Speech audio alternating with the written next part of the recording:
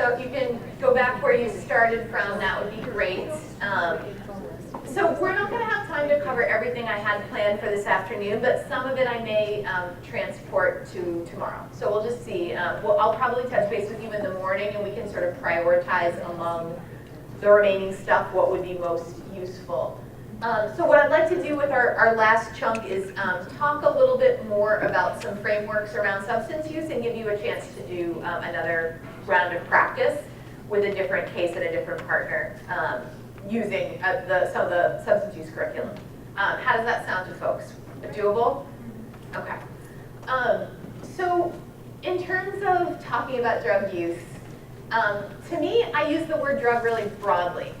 You could even substitute the word substance. So when we talk about substance use as part of everybody's life, my guess is most of us have a relationship with sugar, caffeine, in any of number of forms. Many of us have relationships with alcohol, tobacco, as well as a range of other substances.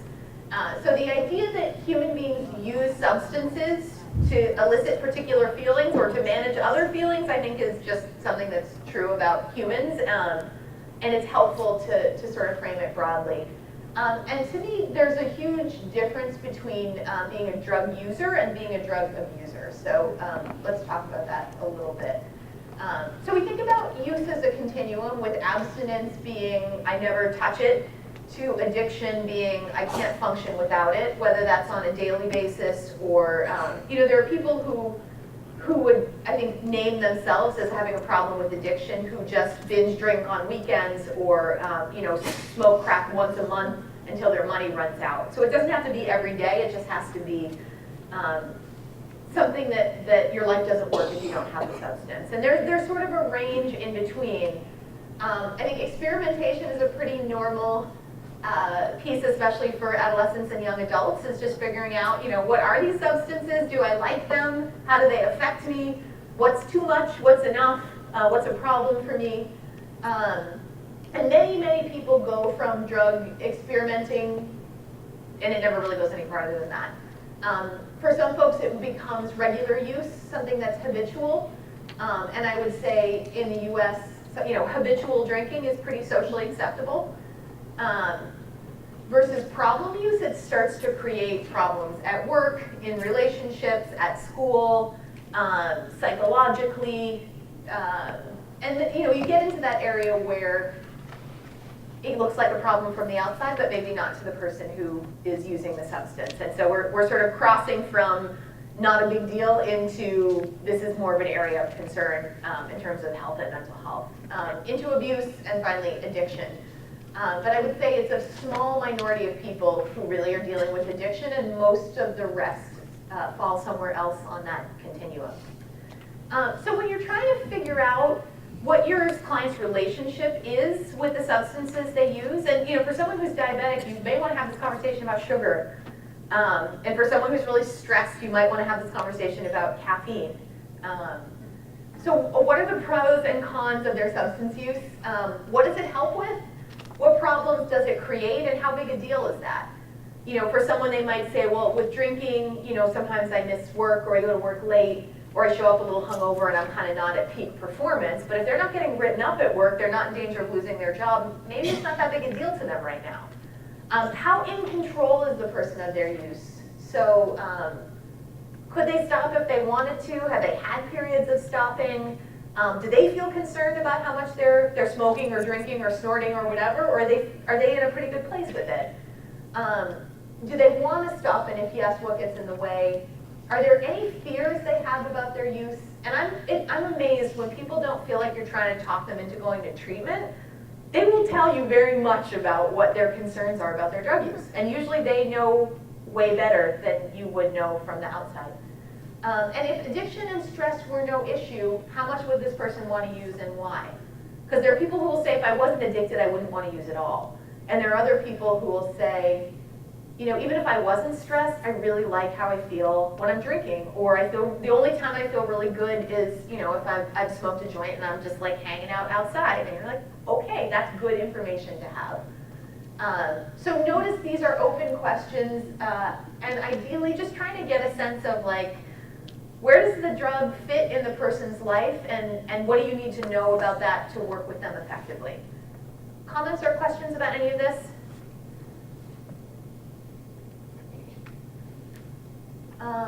I think this guy is very cool. Maybe I'll just summarize for you. If we have time tomorrow, we can watch, but there is this neuroscience professor who teaches at Columbia who is in recovery and a former drug dealer as well. And he has some really interesting things to say about how flawed both the science and the ideology is around how we approach drug use. And his argument is about 80 to 90% of people who use drugs don't have drug problems. They're people who fit somewhere on that continuum.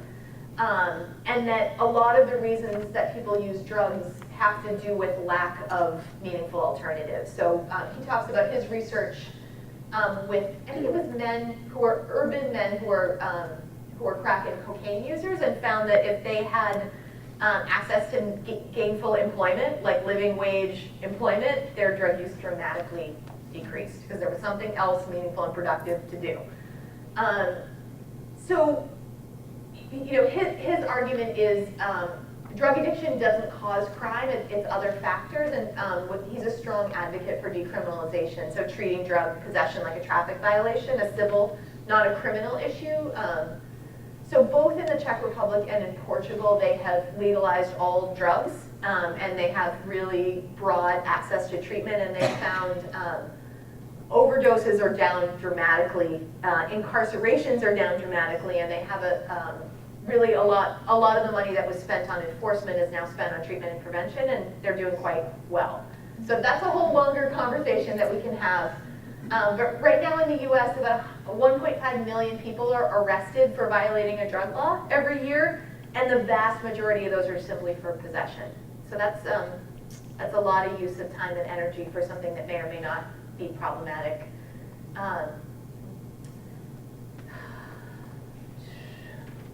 And this talk is about 30 minutes, and I wanted to show you a short segment, which I can do tomorrow, but I'll share with you the link, because it's worth sitting down and hearing the whole thing.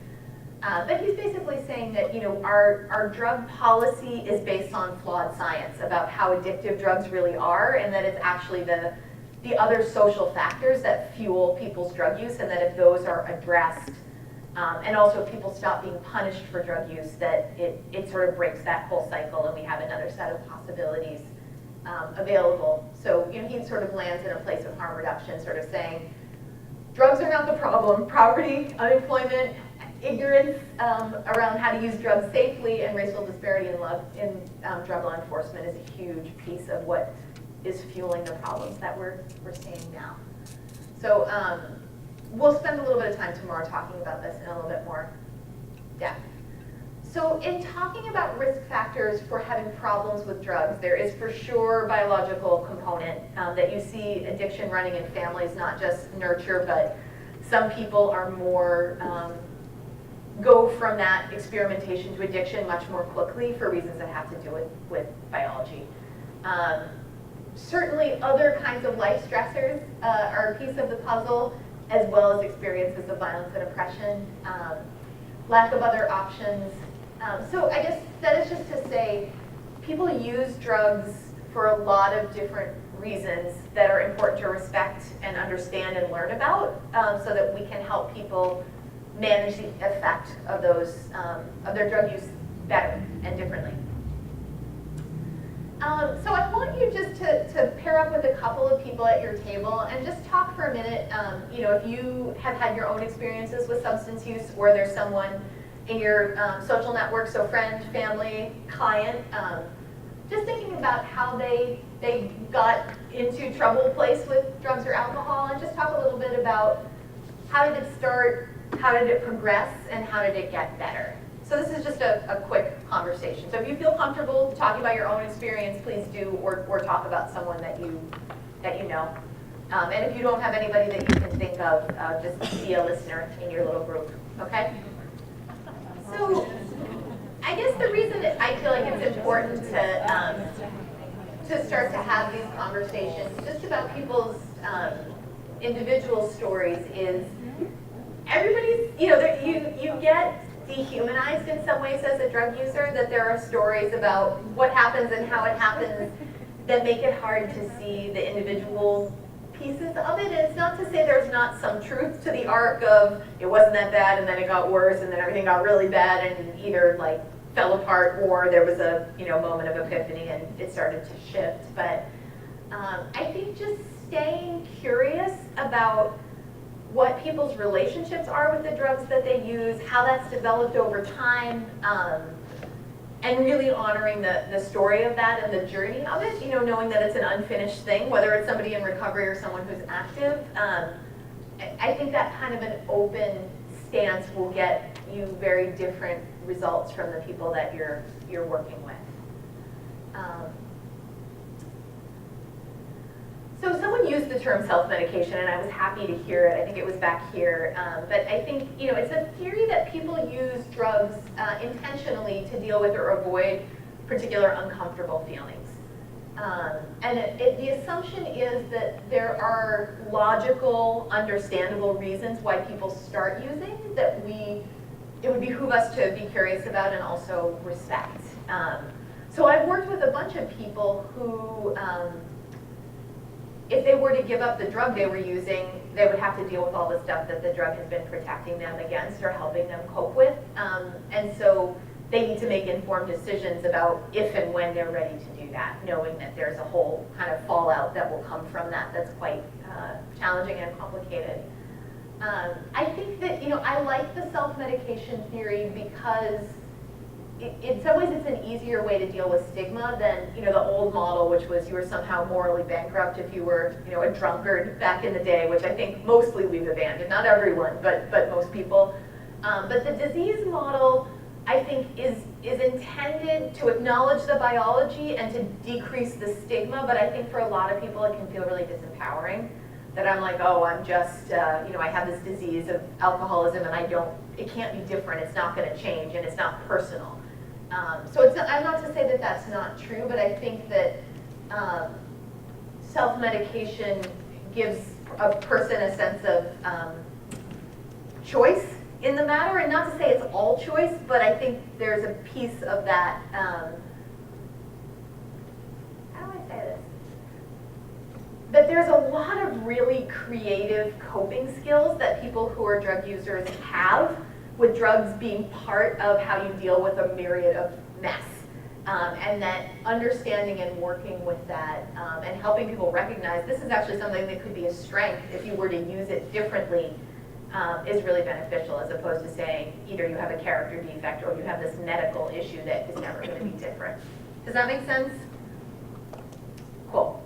So I don't have time to do this right now, and if you would like to see it, I think it's helpful to talk about the different drugs, their categories, what their risks and benefits are. So if you want to do that, tell me and we can do that tomorrow. I'm going to skip through these.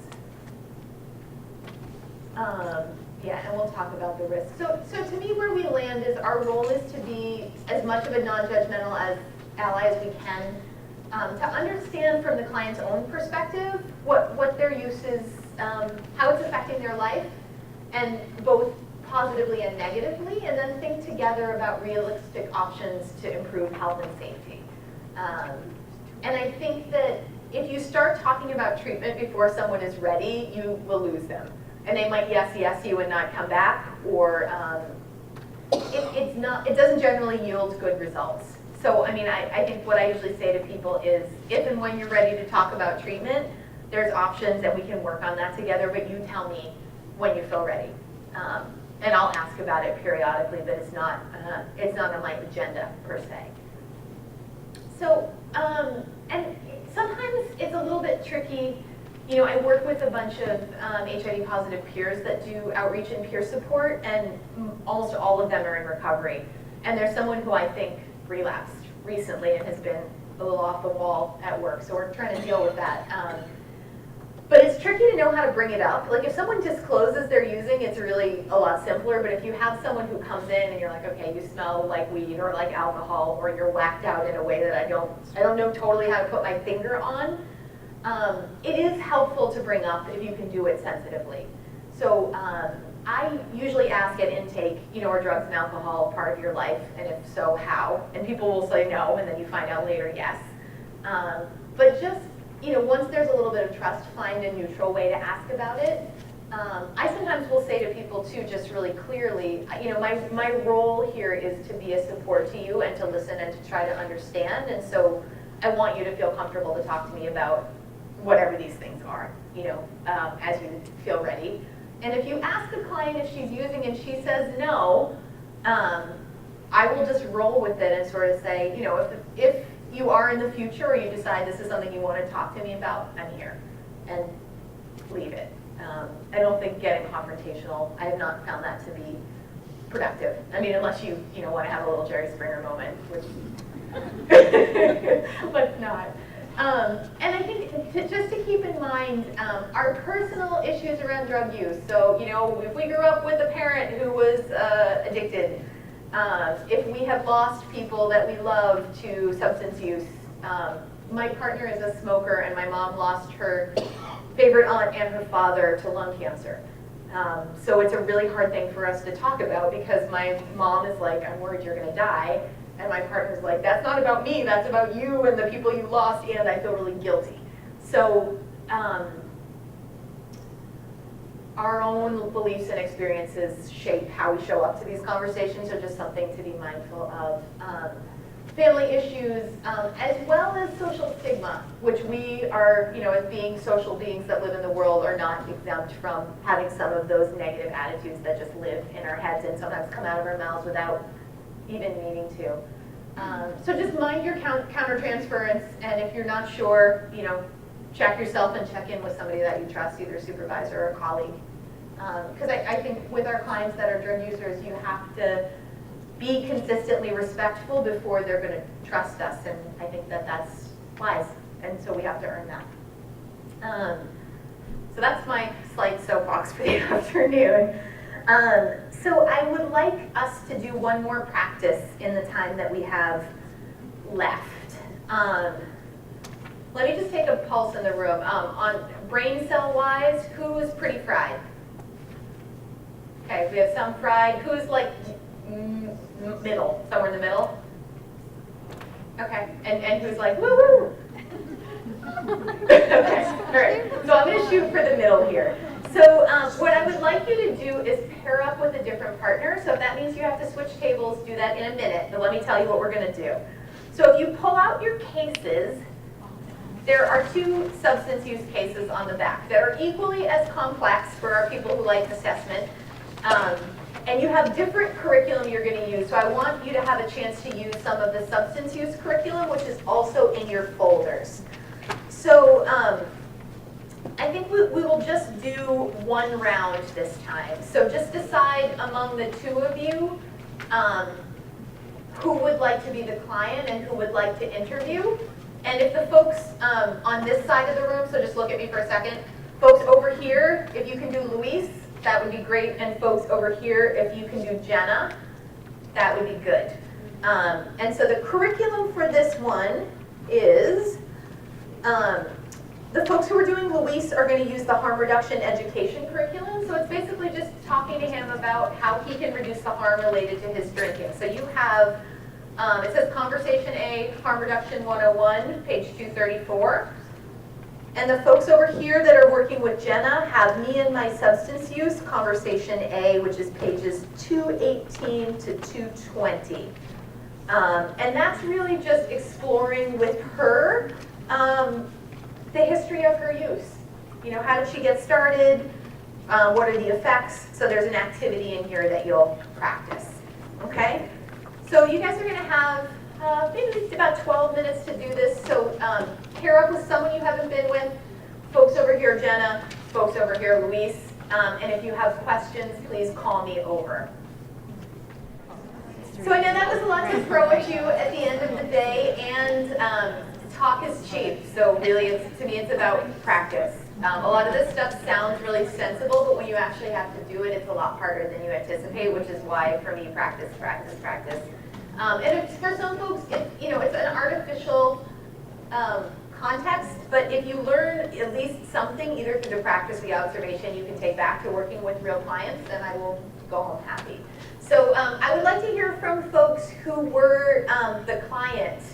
What did your interviewer do well in working with you? What did you appreciate?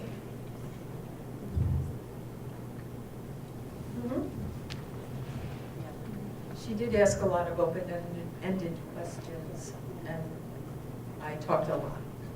So you did most of the talking, that's good. And she did a lot of listening. Good. And affirming and summarizing. Thank you. So I know there are a few people here who have to leave early, and they're all good. So anybody else who was the client, what did your interviewer do well? I wanted to say that she did a really good job. Here, grab the mic, it's right there. She did a good job of complex reflection where she would repeat what I said and then move on to the next, subject. She did that naturally. Okay, good. Good, so some complex reflecting happening over here. There's a hand in the back, yeah.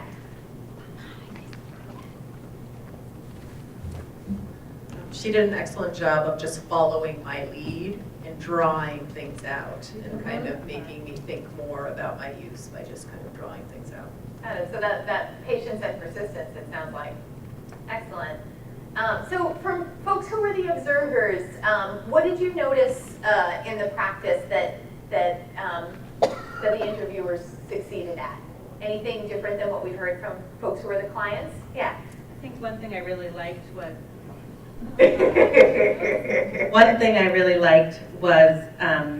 our interviewer said, on one hand, it sounds like blah, and on the other hand, it sounds like, so it was like helping the client identify the two struggles, because there were two forces pulling at her. And I thought that was really great, because then the next time when they meet, she can follow up on that. So like, how's that? Yeah, you have that segue into. Double-sided reflections, very useful. Great. Anybody else, observers, what did you notice that you, in motivational interviewing land, that went well?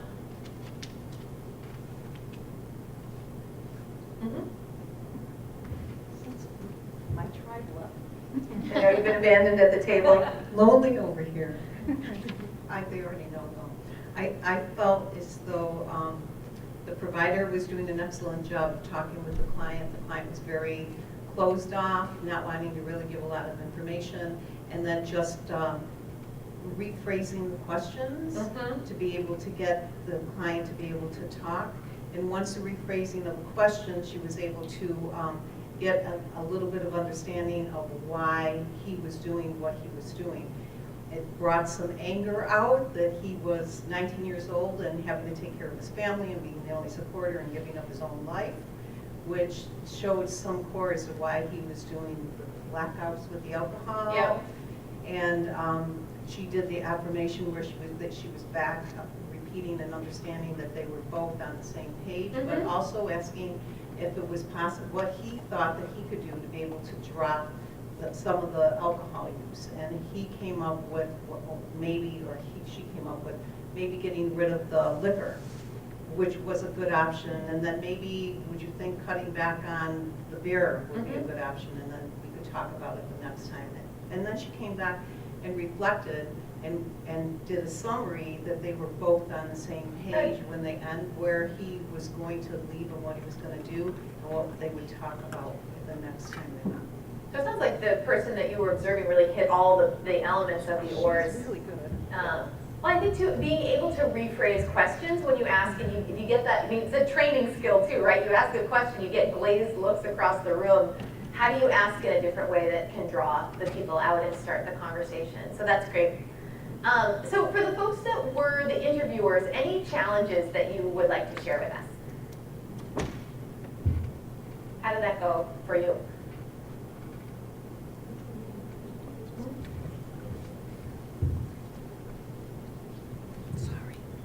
Well, I'm sure there were plenty of challenges, things I could have done better, but something I realized before, but this exercise made me have that realization again, is just my own discomfort with talking about drug use because I don't know the terminology, I don't know it from a personal place. I almost don't feel credible to like talk about it. And so even just asking, I mean, there have been many client meetings or interviews where like I don't ask follow-up questions because I don't want to ask, what do you mean when you say that? Or what is an 8-ball? Or, you know, so just like some of these, just getting, I look forward to getting more comfortable or familiar with these, or even if I'm not, just learning different ways to ask questions to get at the information that could help the conversation move forward. No, I appreciate you sharing the discomfort. I think that I have gotten a lot of mileage out of playing dumb with clients. So whether you have to play dumb or whether you actually just don't know, being able to ask, well, what does that mean and what is it like? And you know, putting the client in a position to educate you, actually you learn a ton, both the information and about that person. So as long as you feel, you know, like you can go there a little bit, you will get more comfortable and your clients will teach you, for sure. Anybody else? Interviewers, challenges? Okay. So I would like to take our last 2 minutes, and if you can just chat, if you're alone at a table, go join a table, and just share with the people at your table one thing that you'll take away from our conversation today. And once you've had that discussion, if you can fill out your evaluations, that would be great. Please be specific. If you just write great job, I won't know what that means. And if you write I hated it, also not helpful. So if you can be specific in your affirmation, and if there's something that you think should be different, give me a suggestion as to how I might change it. That's very helpful. Because every time I do a training, I rewrite it when I'm done based on my assessment of how it went and the feedback that I get from participants. Okay.